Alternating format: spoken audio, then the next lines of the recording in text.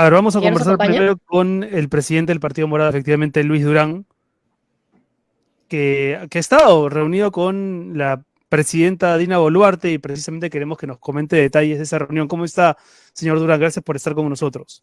Muchas gracias por la invitación a ambos y bueno, a las órdenes para las preguntas que quieran hacerme, por supuesto.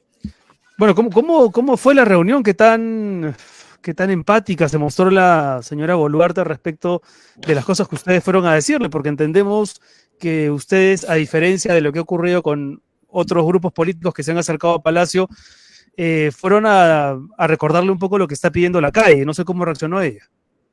Sí, mire, ¿Se lo dijeron? ¿Renuncie, presidenta? Sí. Fueron 3 momentos. La reunión empezó un poquito tarde porque estuvimos esperando a la presidenta y a los ministros que la acompañaban. Es una fórmula de reunión de 3x3, o sea, 3 dirigentes del partido, la presidenta y 2 de sus ministros, el primer ministro y la ministra de Relaciones Exteriores.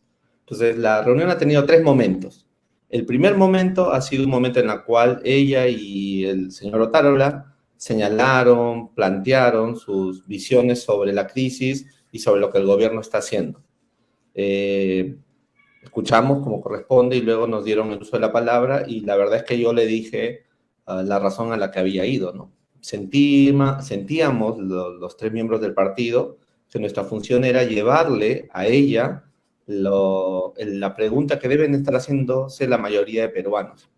Y era la siguiente, le preguntábamos que, como ella había dicho al inicio de su gobierno, que era un gobierno de transición, si ella seguía considerando que este era un gobierno de transición, y por lo tanto, cuáles eran las medidas que ella estaba tomando y su gabinete para hacer esa transición hacia el nuevo tiempo que necesitamos en la política. Y ella respondió, hizo una argumentación larga, por supuesto, donde indicó que es un gobierno constitucional, y eso es verdad, pero que no siente que su gobierno es de transición y que ella va a mantenerse hasta el periodo constitucional, salvo que el Congreso establezca las reglas del adelanto de elecciones. Y ya señalado eso, me dio a mí perfecto pie a la segunda cuestión a la que habíamos ido, es a hacerle la reiteración de la posición que el Partido Morado tuvo después del inicio de las protestas cuando empezaron a aparecer los primeros muertos. Y lo que le planteamos y le pedimos es que renuncie, que tome la medida de renunciar para abrir este tiempo y le explicamos las razones que teníamos, que son de 3 tipos. Y luego de eso, bueno, nos despedimos como corresponde, reiterándole por tercera vez el pedido de que reflexione sobre la renuncia. ¿Dijo algo sobre eso? ¿Se refirió puntualmente a la posibilidad de renunciar? ¿La descartó de plano? La descartó. Por eso hicimos ¿Cómo les dijo? ¿Qué les dijo? Bueno, ¿No voy a renunciar? ¿Cuál fue su respuesta? el contexto de la conversación en los tiempos que hemos tenido es muy claro. Ella siente que es una presidenta constitucional, que No, ya fue elegida por sucesión constitucional. Claro, que su mandato es hasta el 2026 y que por lo tanto... ¿Dijo eso? Sí, que juró hasta el 2026, por supuesto, y dijo además que estaba esperando a que el Congreso hiciera el proceso para adelantar elecciones, pero que ella no tenía intención de renunciar. Fue muy claro y por eso al final yo le reiteré sobre la renuncia. Además, ustedes deben conocer también, ¿no? En la sala en la que estamos está la pintura del mariscal Andrés Avelino Cáceres, que fue el gran héroe de la resistencia durante la guerra con Chile, pero él luego fue presidente. Y como recordarán, su presidencia no fue muy buena.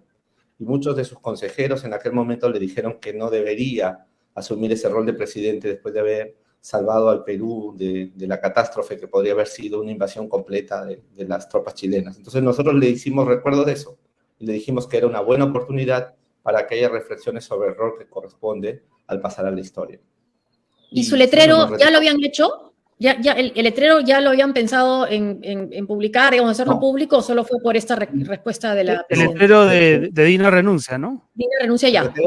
El letrero tiene una anécdota que se la va a tener que contar el secretario general, pero se las adelanto. Ese letrero está escrito por su hijo, que esta mañana le pidió que lo presentara porque es el sentimiento que tiene y él le prometió hacerlo, ¿no? Y ese es el sentido de ese letrero. Si ustedes revisan, es la caligrafía de un niño que lo plantea. Ahora, señor Durán, en este primer momento, ¿no? Usted contaba que en un primer momento ella expone junto con el premier Otárola su visión de la crisis. Me interesa saber cuál es hoy la forma en la que ella describe la situación en el Perú. Sigue hablando de pequeños grupos violentos, mencionó, por ejemplo, la palabra terrorismo, porque si ha vuelto a la retórica de yo me quedo hasta el 2026, es muy probable que vuelva a lo peor de sus declaraciones, cuando se refería a los manifestantes como terroristas. Mira, en la presentación que hicieron hubo un énfasis en tres valores que ellos sostienen que están haciendo en estos días de su gobierno, ¿no? En primer lugar, la meritocracia. Señalaron que había un proceso para ordenar el gasto institucional, el desarrollo de los ministros meritocráticamente. Segundo, hablaron de la lucha contra la corrupción, que estaban enfatizando en eso. Y en tercer lugar, hablaron de la prevalencia y del rol de la mujer en la política y en la vida cotidiana. Entonces, al momento que a mí me tocó intervenir en estos puntos y razones por las cuales el Partido Morado cree que debe renunciar, que debe pensarlo, uno de los puntos fue este, y creo que ustedes comprenderán y compartirán esto. Yo les dije que esos tres valores son valores centrales del Partido Morado y de su ideología, y que por eso mismo una de las razones por las cuales pedíamos su renuncia es por su falta de fortaleza para parar las contrarreformas que están apareciendo en las leyes del Congreso, que la mayoría aprueba.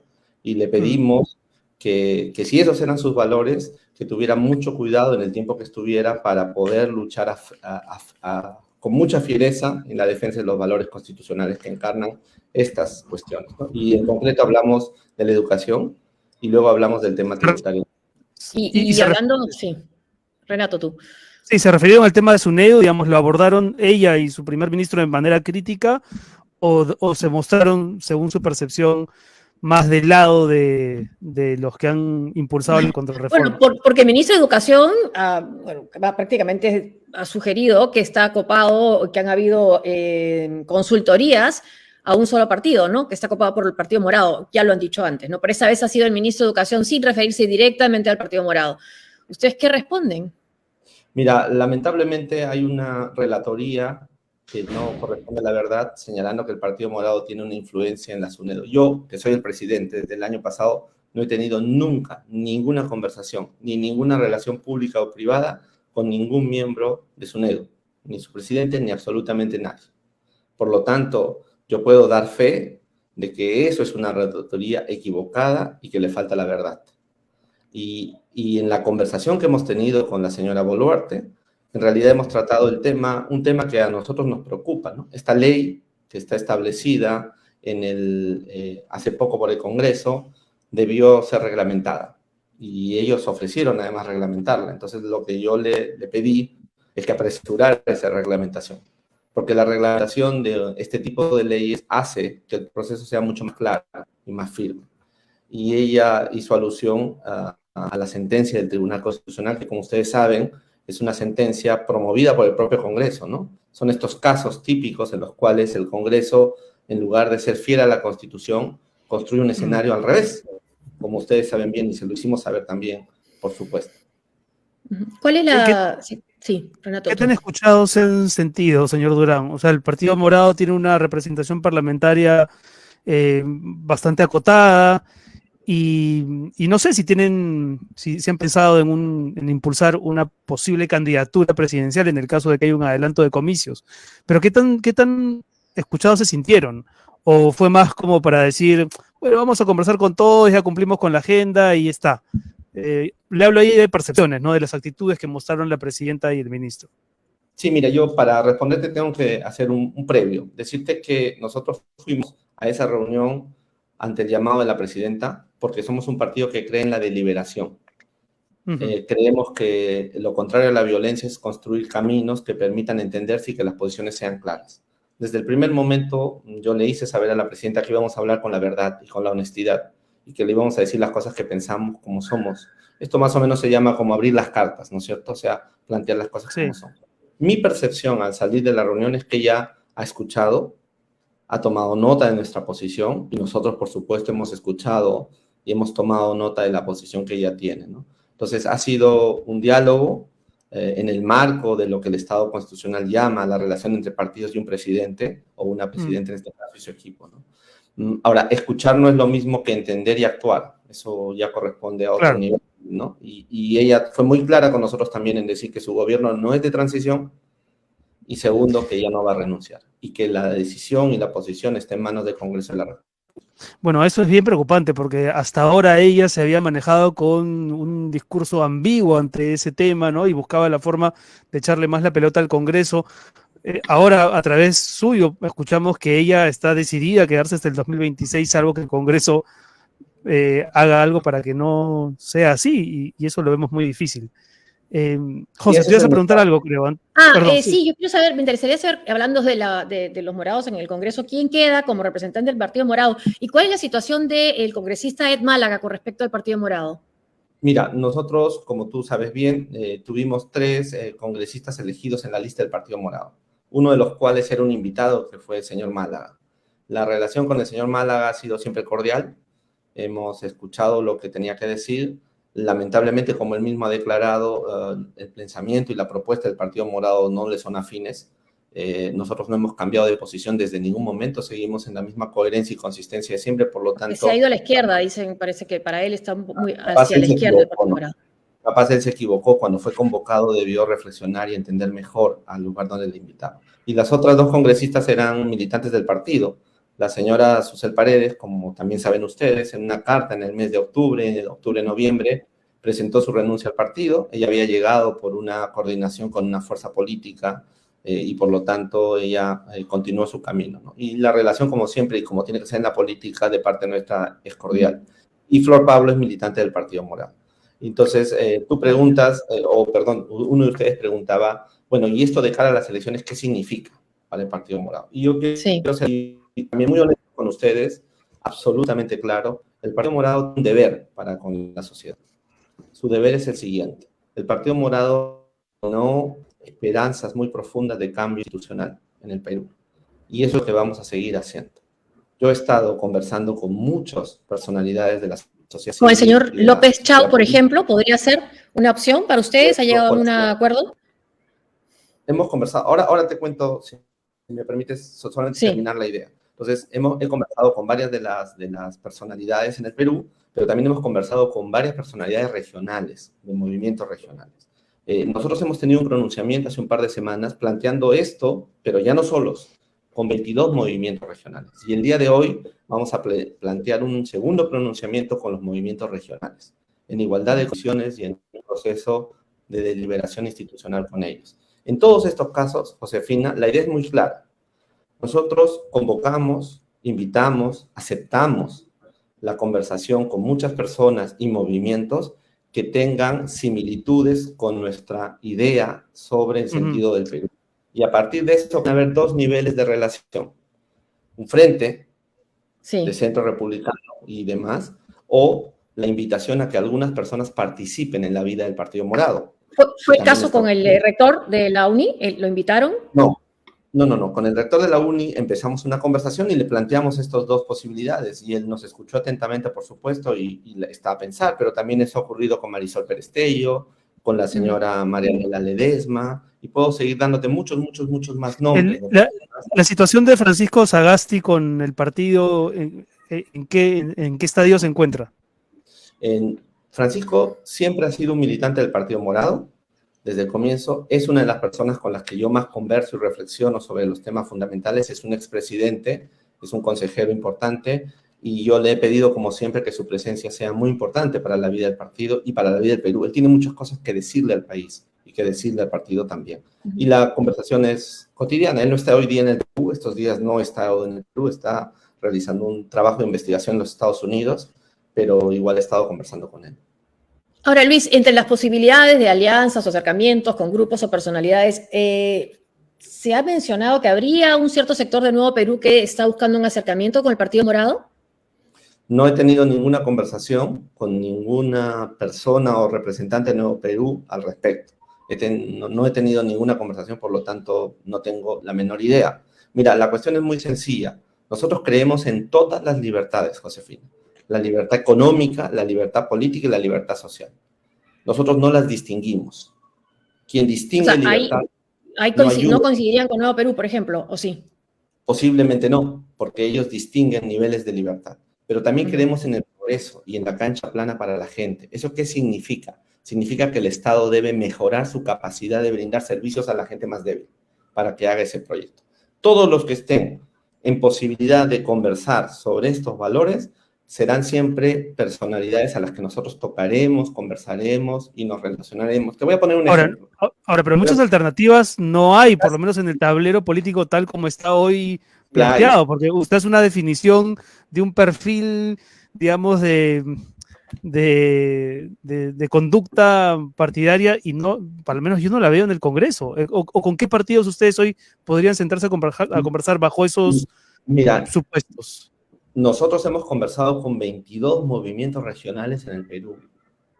Y eso es más interesante. Hemos logrado sacar un pronunciamiento casi único en el Perú. No ha habido antes un pronunciamiento de 22 movimientos con un partido político. Y eso ha sido hace 2 semanas. Y no hemos llegado a ningún otro acuerdo político.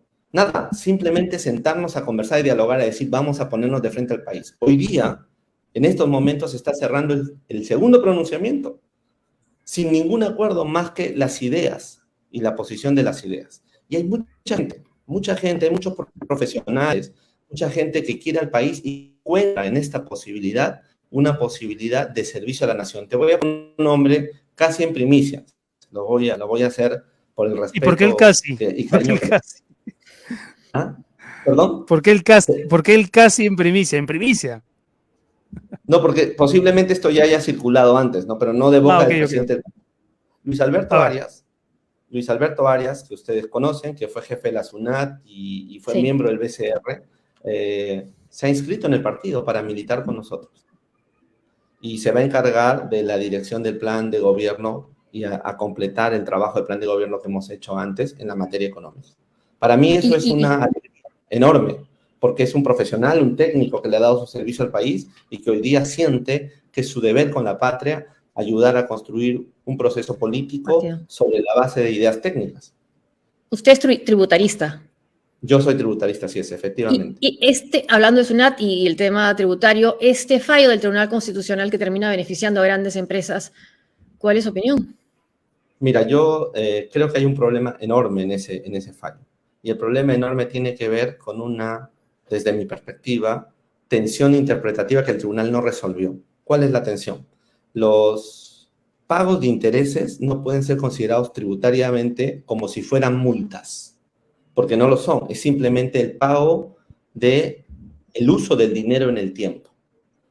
Esa es la confusión del tribunal, y el tribunal dice que porque se demoran los procedimientos, vamos a hacer que no se cobren esos intereses. Ahí me parece que es el error conceptual y constitucional del tribunal. ¿Y qué va a traer eso como consecuencia? Evidentemente, Josefina, va a traer un problema de forado fiscal que no estamos abordando. Y ese forado puede traer una cosa más, ¿sabes por qué? Porque la sentencia tiene un problema, 2 problemas en realidad, en mi opinión. Y aquí ya te hablo como técnico tributarista. El primer problema es que el tribunal va más allá del petitorio, porque establece que la regla que había pedido la parte en el amparo, que era para materia administrativa, se aplicara también en materia judicial. Por lo tanto, si han habido demoras en los juicios, los jueces van a tener que ordenar que sus demoras, las de ellos mismos, no generen pago de intereses. Y el segundo problema, Josefina, es que no deja claro si va a haber devoluciones o no. Claro, desde la perspectiva de una empresa que pagó a tiempo, que hizo las cosas correctamente, da la vuelta y dice, oye, pero yo fui correcto con el Estado, cumplí con mi deber. Y hay empresas grandes especialmente que no van a pagar intereses, a mí también me deberían devolver. Y eso es una cosa que el tribunal no aclara. Entonces, en mi opinión, como hemos dicho también a la presidenta, es necesario estudiar las consecuencias económicas y jurídico-constitucionales de ese fallo del Tribunal Constitucional, por supuesto. Muy bien, señor Durán. Muchísimas gracias por estar con nosotros. Gracias por la primicia. Luis Alberto Arias, ex jefe de SUNAT, se enrola al Partido Morado, ¿no? Y se va a encargar de diseñar el plan de gobierno de cara al próximo proceso político, bueno, electoral, ¿no? Si es que finalmente enfrentamos ese escenario. Muchísimas gracias a Luis Durán por estar con nosotros hoy. Yo les quiero robar solamente un par de minutos, si fueran tan amables. Miren, nosotros hemos querido siempre en el partido ser consistentes y coherentes con lo que pensamos. Y una de las cosas en las que hemos querido siempre ser consistentes es llamar a los ciudadanos, a las ciudadanas, especialmente a los jóvenes, a que participen en política, a que se metan y luchen bajo la ideología que crean, siempre que sea en el marco de la Constitución. Yo quiero insistir en ese llamado. Estamos en los tiempos más oscuros de la República y creemos que es necesario un compromiso mayor. Así que quiero invitar a tu audiencia, a vuestra audiencia, a que se la piensen, que sí es posible hacer buena política y es posible soñar con cambiar el Perú pronto y rápido. Muchísimas gracias por la invitación. Que tengan una buena tarde. Muchas gracias. Gracias, Muchas gracias. señor Durán.